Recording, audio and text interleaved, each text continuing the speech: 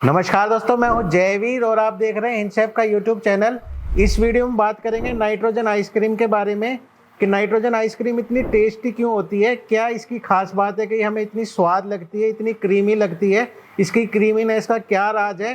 साथ ही इस वीडियो में हम आपको नाइट्रोजन से आइसक्रीम बना के भी दिखाएंगे और उसके बारे में टेक्निकल जानकारी भी देंगे और इससे रिलेटेड मशीनरी के बारे में भी जानकारी भी देंगे आपको। तो पूरी जानकारी के लिए आप कहीं नहीं जाइएगा, इस वीडियो में आखिर तक आप हमारे साथ बने रहिएगा। तो दोस्तों, सबसे पहले ये प्रोसेस काम कैसे करती है हम उसके बारे में बात कर लेते हैं कि नाइट्रोजन से आइसक्रीम बनती कैसे है। तो इस प्रोसेस में जो हम नाइट्रोजन यूज करते हैं वो लिक्विड नाइट्रोजन होती है और लिक्विड नाइट्रोजन को लिक्विड करने के लिए उसका टेम्परेचर -200 डिग्री सेल्सियस होना चाहिए। तो मतलब जो इससे नाइट्रोजन निकल रही है उसका टेम्परेचर -200 डिग्री सेल्सियस है। तो इसी वजह से क्या होता है, जब जो ये हमारे आइसक्रीम के मिक्स के साथ कांटेक्ट में आती है तो उसको तुरंत फ्रीज कर देती है, जल्दी से उसको जमा देती है। तो जल्दी से जमाने की वजह से क्या होता है कि बर्फ़ के टुकड़े नहीं बन पाते हैं, जिसको हम टेक्निकल भाषा में बोलें तो आइस क्रिस्टल नहीं बन पाते। और जो मेरी आइसक्रीम क्योंकि बहुत तेज़ी से बनती है इसलिए वो खाने में बहुत ही टेस्टी बनती है, क्योंकि उसमें आइस का साइज़ बहुत ही छोटा होता है, इतना छोटा होता है कि हम अपनी जीभ पे उसको फील नहीं कर सकते हैं। इसी वजह से जो अपनी नाइट्रोजन से आइसक्रीम बनती है वो बाकी किसी भी और मेथड से बनी आइसक्रीम से अच्छी होती है, क्योंकि बाकी अगर आप किसी भी मेथड से आइसक्रीम बनाएंगे तो आइसक्रीम बनाने का टाइम इतना ज़्यादा होगा कि आइस के क्रिस्टल का कुछ ना कुछ साइज़ आएगा। हालांकि हो सकता है आप उसको फील ना कर पाएँ अपनी टंग पे, लेकिन वो आइसक्रीम के टेस्ट को अफेक्ट करेगा। लेकिन अगर आप नाइट्रोजन में बहुत झटपट आइसक्रीम बनाते हैं, जल्दी से आइसक्रीम बनाते हैं, तो हमारी आइसक्रीम का टेस्ट बहुत अच्छा आता है, क्योंकि आइसक्रीम में आइस के क्रिस्टल नहीं बन पाते हैं, यानी बर्फ़ का साइज़ इतना बड़ा नहीं हो पाता है कि हम उसका कोई स्वाद चख सकें। इसके बाद हम बात कर लेते हैं कि मशीन होती कैसी है। तो हम आपको नाइट्रोजन, जो लिक्विड नाइट्रोजन की मशीन है, उसको पास से दिखाएंगे, उसके अलग अलग फंक्शंस के बारे में बताएंगे। तो जो सबसे ऊपर आप जो चीज़ देख रहे हैं ये ट्रांसफ़र डिवाइस है। तो बेसिकली हमने इसको एक नाइट्रोजन के थर्मस में, जो जिसको डेवर बोलते हैं, नाइट्रोजन का एक बहुत बड़ा थर्मस होता है, उसके अंदर लगाया हुआ है। और एक छोटा सा एयर कंप्रेसर होता है जो थर्मस के ऊपर थोड़ा सा एयर प्रेशर डालता है, ताकि प्रेशर की वजह से नाइट्रोजन इस ट्रांसफ़र डिवाइस की वजह से बाहर आ सके। तो इसका मैकेनिज्म बहुत ही सिंपल है। हालांकि नाइट्रोजन का जो डेवर होता है वो एक नॉर्मल थर्मस की तरह नहीं होता, वो बहुत ही एक स्पेशल थर्मस होता है। तो वो थोड़ी सी कॉम्प्लिकेटेड और थोड़ी सी डेलिकेट डिवाइस है। तो हमने अब मशीन के बारे में बता दिया, अब प्रोसेस के बारे में बताते हैं कि मोटा मोटा प्रोसेस होती कैसे है।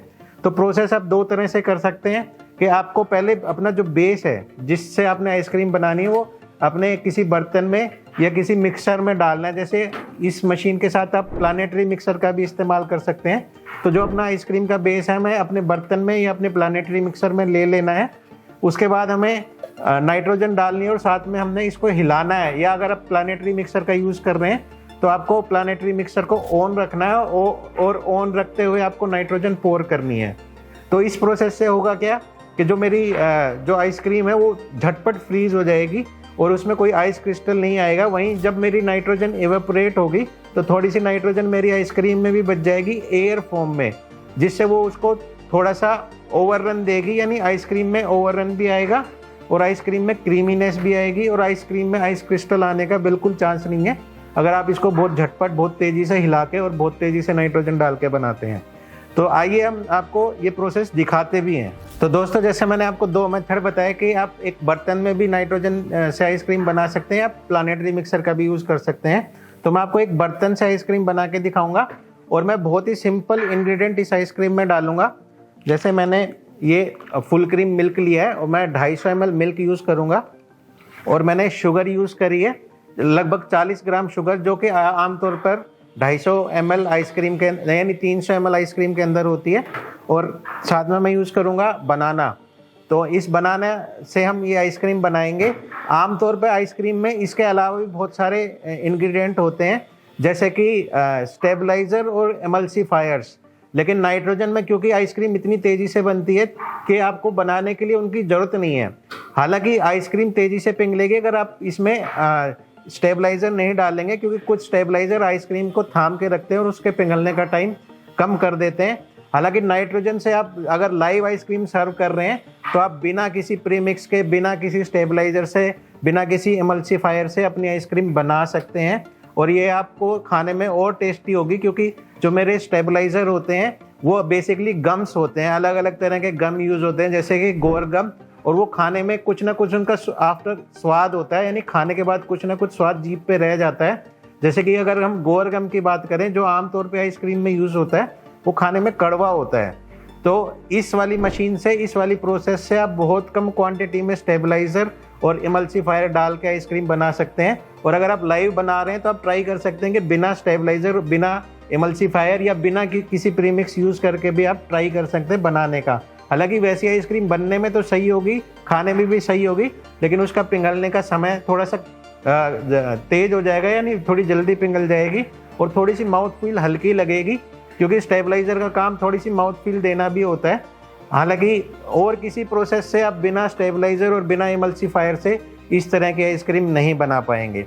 तो आइए शुरू करते हैं बनाने की प्रोसेस। तो दोस्तों, इस आइसक्रीम को बनाने के लिए हम सबसे पहले बनाना का शेक बनाएंगे और उसमें सिंपली नाइट्रोजन पोर कर देंगे। बनाना के शेक में थोड़ी शुगर डालेंगे, थोड़ा 250 ml के आसपास दूध डालेंगे, उसको ब्लेंड करेंगे, उसके बाद नाइट्रोजन को पोर कर देंगे और उसको तेजी से चलाएंगे। तो आइए स्टार्ट करते हैं प्रोसेस। तो मैं करीब करीब एक फुल बनाना लूँगा और मैं अब अपना दूध पोर करूँगा। मैं ये, क्योंकि ½ लीटर मिल्क है, मैं आधा यूज़ करूँगा, करीब करीब 250 ml। हालांकि अगर आप सर्व, क्योंकि मैं डेमो के लिए बना रहा हूँ तो मैं अंदाजे से डाल रहा हूँ, हालांकि अगर आप सर्व करने के लिए बना रहे हैं तो आपको मेजरमेंट करके ही डालना चाहिए, नहीं तो हर बार अलग अलग स्वाद आएगा। और अब हम इसमें शुगर डाल रहे हैं, जितनी नॉर्मल आइसक्रीम में शुगर होती है हम उतनी डाल रहे हैं, मतलब लोअर एंड में डाल रहे हैं। आइसक्रीम में लगभग 13 से 15% या 16% शुगर होती है, तो उतनी शुगर इसमें जा रही है।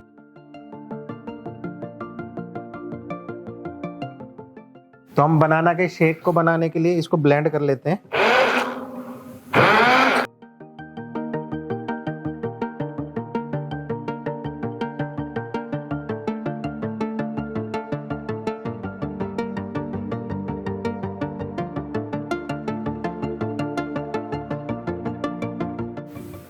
तो दोस्तों, मैंने बनाना शेक रेडी कर लिया है। अगर आप देख पा रहे हैं तो ये बहुत ही फाइन बनाना शेक बनाया है।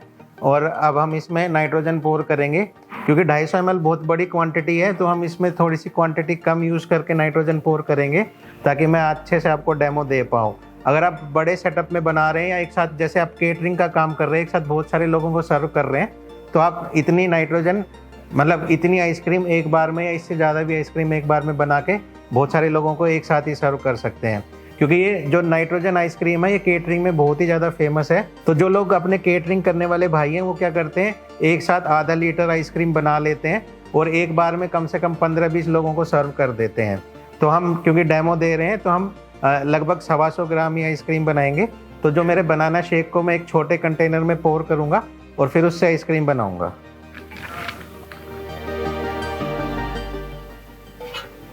तो मैं लगभग आधा इसमें से ले लूँगा, जो कि लगभग 150 ग्राम हो जाएगा।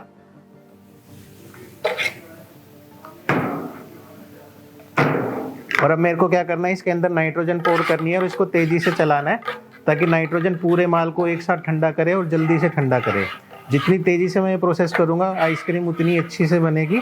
तो जो भी आइसक्रीम बनाने वाले भाई हैं उनको ध्यान रखना कि हाथ बड़ी तेज़ी से चलाना है। और अगर वो प्लानेटरी मिक्सर यूज़ कर रहे हैं तो उसको भी वो हाई स्पीड पे यूज़ कर सकते हैं।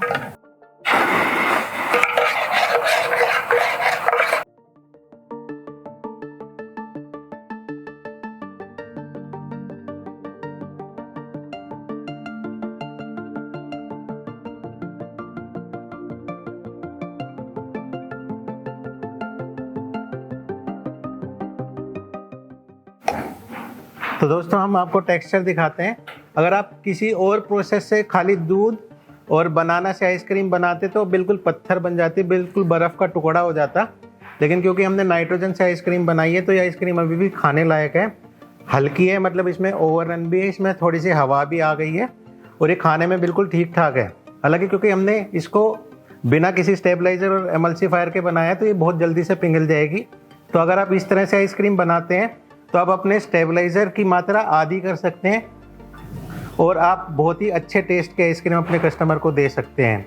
तो जितने भी नाइट्रोजन के प्रीमिक्सेस होते हैं उसमें स्टेबलाइजर की मात्रा आम आइसक्रीम के प्रीमिक्स के बजाय कम होती है, इसीलिए जो उन प्रीमिक्स से आइसक्रीम बनती है उसका टेस्ट इतना अच्छा होता है। तो दोस्तों क्योंकि हमने ये आइसक्रीम बिना एमल्सीफायर और बिना स्टेबलाइज़र के बनाई थी तो इसका टेक्सचर बहुत ही परफेक्ट नहीं आया है। हालांकि खाने में एकदम औसम है, इसमें कोई आइस क्रिस्टल का टेस्ट नहीं आ रहा है। और हमने क्योंकि नाइट्रोजन गलती से थोड़ी सी ज़्यादा पोर कर दी तो थोड़ी सी ज़्यादा ठंडी हो गई है। तो दोस्तों अगर आपका कोई आइसक्रीम का पार्लर है, ऑलरेडी रनिंग पार्लर है, या आप केटरिंग का बिजनेस करते हैं तो ये वाली मशीन और ये वाली आइसक्रीम बनाने की प्रोसेस आपके बहुत ही काम की है। क्योंकि लाइव आइसक्रीम बनाने में ये वाली मशीन बहुत ही फेमस है। ये लोगों को अट्रैक्ट करती है और आप कस्टमर से अच्छा खासा पैसा वसूल कर सकते हैं इस वाली आइसक्रीम के लिए। तो दोस्तों इस यूट्यूब चैनल में हम इसी तरह की मशीनरी और रेसिपीज़ के बारे में आपको जानकारी देते रहते हैं। हम आइसक्रीम, हम बेकरी और रेस्टोरेंट से रिलेटेड, बिजनेस से रिलेटेड सारी मशीनरी, रेसिपीज़ की जानकारी इस यूट्यूब चैनल के माध्यम से देते रहते हैं। तो आशा है आप इस यूट्यूब चैनल को सब्सक्राइब करेंगे। तो दोस्तों आशा है आप और भी आइसक्रीम मशीनों के बारे में इंटरेस्टेड होंगे। तो इस वाले वीडियो में हमने अलग अलग तरह के आइसक्रीम मशीन के बारे में जानकारी दी हुई है, जैसे कि popsicle machine, softy machine, ice cream churner. तो आशा आप ये वाला वीडियो भी देखेंगे और अपनी जानकारी को बढ़ाएंगे। हमारे ये वीडियो देखने के लिए धन्यवाद। Thank you.